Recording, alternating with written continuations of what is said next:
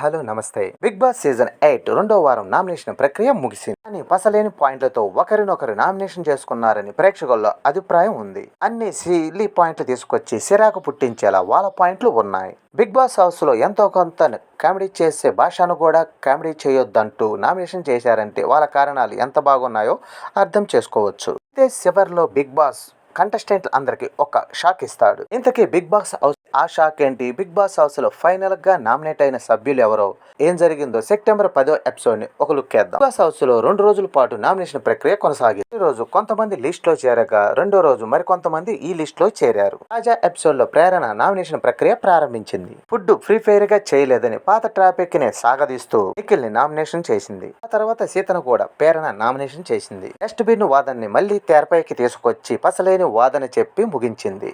అయితే పేరెనెత్తిన పాయింట్లను సీత సక్సెస్ఫుల్ గా తిప్పికొట్టింది. వెంటనే పృథ్వీ కూడా నామినేషన్ ప్రక్రియ మొదలుపెట్టి సరైన పాయింట్లు చెప్పలేకుండా ముగించేశాడు. ఇక మణికంఠ నైనికను పృథ్వీ నామినేట్ చేశాడు. అలాగా హౌస్ లో అందరూ కూడా చెత్త కారణాలతో నామినేషన్ చేసి చూసే ప్రేక్షకుడికి సిరాకు తెప్పించారు. నామినేషన్ ప్రక్రియలో నిఖిల్ ని అభి నామినేషన్ చేశాడు. అయితే నిఖిల్ మాత్రం ప్రేరణతో పాటు పృథ్వీని నామినేట్ చేశాడు. దీంతో స్నేహితులుగా ఉన్న నిఖిల్ పృథ్వీ మధ్య వాగ్వాదం పెరిగింది. వాస్తవంగా బిగ్ బాస్ హౌస్ లో నిఖిల్, పృథ్వీ, సోనియా, అభయ్ ఒక బ్యాచ్ గా ఉంటారు. కానీ ఈ నామినేషన్ వల్ల ఆ బ్యాచ్ లో అలజడి మొదలైంది. ఈ క్రమంలో నిఖిల్ తాను తనలాగే ఉంటానని, ఎలిమినేట్ అయినా గానీ మారనని, హౌస్ నుండి క్విట్ చేసి బయటకు వెళ్లాలని అనిపిస్తుందని నిఖిల్ అన్నాడు. కానీ అలా చేస్తే తాను ఆ తప్పు అంగీకరించినట్లు అవుతుందని మణికంఠ వద్దు నిఖిల్ చెప్పొద్దు అంటూ బిగ్ బాస్ హౌస్ లో తాను తనలా ఉండమని సలహా ఇస్తాడు. ఒకప్పుడు తన వ్యక్తిత్వాన్ని ప్రేమించిన వాళ్ళే ఇప్పుడు ఫేక్ అంటున్నారని చాలా బాధపడ్డాడు. ఇప్పుడు ఆర్థిక సమస్యలు ఉన్నాయని, డబ్బు అవసరం ఉండబట్టే బిగ్ బాస్ హౌస్ కు వచ్చానని, నిఖిల్ అనే వ్యక్తిని ప్రేమించే వాళ్ళు కూడా గేమ్ కోసం నన్ను విమర్శిస్తున్నారని బాధపడుతూ స్టేట్మెంట్ ఇచ్చేశాడు. సోనియా పృథ్వీని ఉద్దేశించి ఈ కామెంట్ చేసినట్టు అర్థమవుతుంది. ఇక బిగ్ బాస్ హౌస్ లో రెండో వారం నామినేట్ అయిన సభ్యులు పృథ్వీరాజ్, నిఖిల్, మణికంఠ, కిరాక్, సీత, ఆదిత్య ఓం, శేఖర్ భాష, నైనిక, ప్రేరణ నామినేట్ అయ్యారు. అయితే పెద్ద క్లాన్ షీప్ గా ఉన్న అశ్వినికి బిగ్ బాస్ ఓ పవర్ ఇస్తాడు.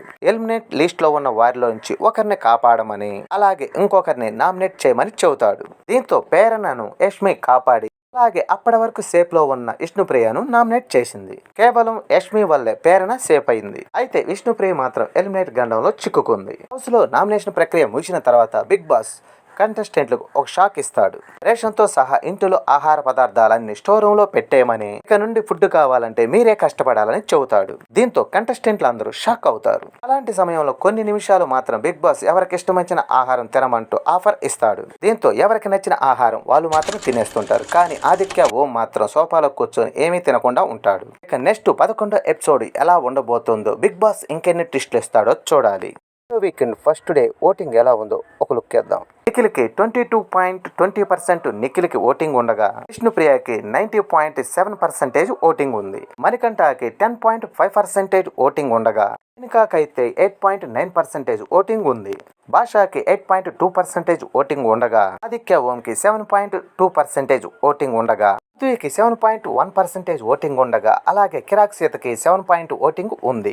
ఓటింగ్ అంతా కూడా అఫీషియల్ ఓటింగ్ ఎవరికీ తెలవదు. ఈ ఓటింగ్ మొదటి రోజుదే కాబట్టి ఇక ముందు ఎలా ఆడి వాళ్ళ ఓటింగ్ ఎలా పెంచుకుంటారో చూడాలి. ఈ వీడియో నచ్చితే లైక్ చేయండి, షేర్ చేయండి, ప్లీజ్ సబ్స్క్రైబ్ చేయండి.